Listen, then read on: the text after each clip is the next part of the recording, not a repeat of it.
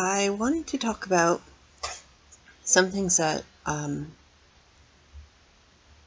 some people assume are part of being avoidant, and they're not necessarily. They can coincide along with it, along with sort of like social anxiety is a completely separate thing from avoidant personality disorder, but it can coincide along with, anxiety and depression and all this other stuff. But what I wanted to talk about was, first of all, shyness. Shyness is not being avoidant. You can be shy and not be avoidant. I believe it is possible to actually be an extroverted avoidant person. They're rare. But I'm pretty sure that they do actually exist. A shy person is just reticent and tries to sort of avoid other people and doesn't want to interact with them because they just don't like it and it makes them uncomfortable. An avoidant person, well, I suppose it's the difference between somebody who, say, likes to go out and drink and somebody who's a full-blown addict, an alcoholic. For an avoidant person, it's not just that they're a little uncomfortable around other people and they're reticent. They are incapable of relaxing around other people and trusting people. It's very difficult to trust somebody, and if somebody does finally get into the inner circle, it's usually they're there forever.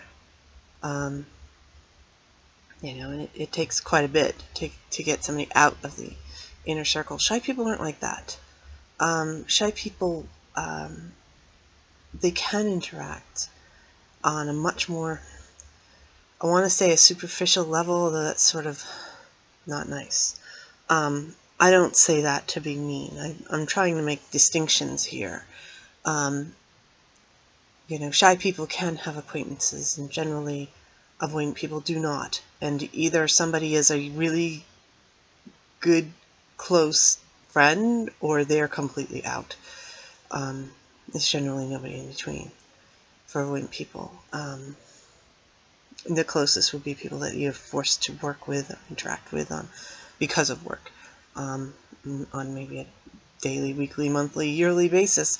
But they're still not the same type of acquaintance that other people have. Other people are sort of, hey, how's your family? That sort of thing. With somebody they don't really know and don't consider to be a friend. An avoidant person, not unless it's part of their job, would they ever do something like that. But a shy person would. A shy person might be very quiet and subtle in the way they interact, but they would still be able to interact, and usually the fewer people around the better, which is similar to avoidance, but it's not the same. And people could get labeled with being shy, and it's not necessarily true. It could be that you're avoidant, and it's just that people don't realize it yet, and you don't realize it yet. And so what I'm suggesting is that if you think that you're shy, and then you find out that you're avoidant, and of course I am talking about diagnosis as opposed to self-diagnosis, because again, self-diagnosis is useless and damaging. But if you've been diagnosed with avoidant personality disorder and you also have a self-impression that you're shy, I suggest you take a closer look at that, because you might not be as shy as you really think you are. And I think labels can be really limiting. And if you think, oh, I'm shy, then you think you're always shy, when in fact you could be avoidant, and it could be that every once in a while you pop out of your shell and you can push the avoidance back and find out that actually you're not totally shy in those moments. So don't limit yourself. The other thing that I think is not as well known, but people should really look into is the idea of being a highly sensitive person, which, again, I don't think at all is hand in hand with being avoidant, but they're kind of similar. And especially if you're self-diagnosing, I would really look into the highly sensitive person distinctions and see if maybe that's you, because maybe that's all it is. Maybe, highly sensitive people, they can be physically highly sensitive, like, they can't stand certain textures, so they can't wear certain types of clothes or something like that. Can't sleep at all if there's any light whatsoever, that sort of thing. They can be sensitive to their environment as far as what's in it and what it looks like, etc. So some people think, oh, I've got sort of OCD habits because I have to have things a certain way. I hope they don't have OCD. That one's really rough too. It could just be that you're highly sensitive and that you want things a certain way and that you feel better that way. And that's fine. Highly sensitive to sounds, highly sensitive to light, highly sensitive to emotional situations, like you might not be able to tolerate, say, a gory, bloody movie. It just might, if you're highly sensitive, and that's fine. In a way, this is kind of judgy again, and I'm sorry for that, and that's not really what I want to be doing, but as far as I'm concerned, I think that highly sensitive people are actually sort of evolved, because they also usually can understand and appreciate art and beauty more than average folks. So I think that specifically is a really great thing if you just happen to be that way. It might be really annoying if you can't eat spicy foods because you're too sensitive and physically it just bothers you to eat spicy foods more than the average person. That's kind of a bummer. But then you might be able to pick up on multiple shades of colors when you look in the sky more than a normal, sorry, that was a bad word, but more than the average person would. And then the last thing, which actually I ran into a lot, again, this is nothing at all to do with avoidant personality disorder, is being called you're a snob. And,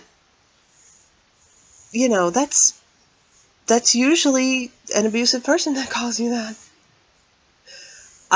I've never heard of an avoidant person that actually really truly considered themselves to be a snob. If you think that you're snobby and you're above people, I mean, there's realistic thing. I mean, obviously, see, the thing is, as a true avoidant person will kind of think that they're putting themselves on a pedestal because they think they're better than an axe murderer. If you kill somebody versus somebody who doesn't kill somebody, the person who doesn't kill people is a better person, okay? And people who don't have that sort of, extreme self-esteem issue, obviously are going to think, oh, yeah, obviously I'm better than that guy who's a rapist, murderer, whatever. Avoidant people have real major problems, even in that sort of extreme case of being able to say they're better than anyone for any purpose whatsoever. So they're like opposite of snobby. If you are self-diagnosing, you've heard what I think of that, and you think you're better than people, you've probably self-diagnosed wrong. And if you've ever been told that you're snobby or that you act like a snob, again, that's an extremely judgmental thing to say about anybody. And it's most likely wrong. It's probably that it's not that you're a snob and you don't want to hang out with people. It's that emotionally it destroys you to be around people. And so it's self-preservation while you're also destroying yourself. to not be around people. That's not snobbery. And somebody who says that you're being a snob because you won't hang out with people, or what I used to hear was not that somebody thought I was a snob directly, but, oh, everybody thinks you're a snob. I'm like, what? No, everybody thinks I'm horrible and not worth being around. How could they think I'm a snob when I'm very much excluded from everything and marginalized? Anyway, so yeah, those things sometimes gets collapsed into the idea of what is being avoidant, and I strongly analyze those and see, because they are different and they're not necessarily automatically what you are, even though it might seem that way. And the more you know about yourself, and the more you understand what really is going on with you, the better you'll be able to function. So yes, avoidant personality disorder does not mean you're shy. It does not mean you're highly sensitive, and it does not mean that you're ever snobby. But you could be shy, or you could be highly sensitive, and if you are, look into how to handle that, because it might be something that make your life better and easier in the long run.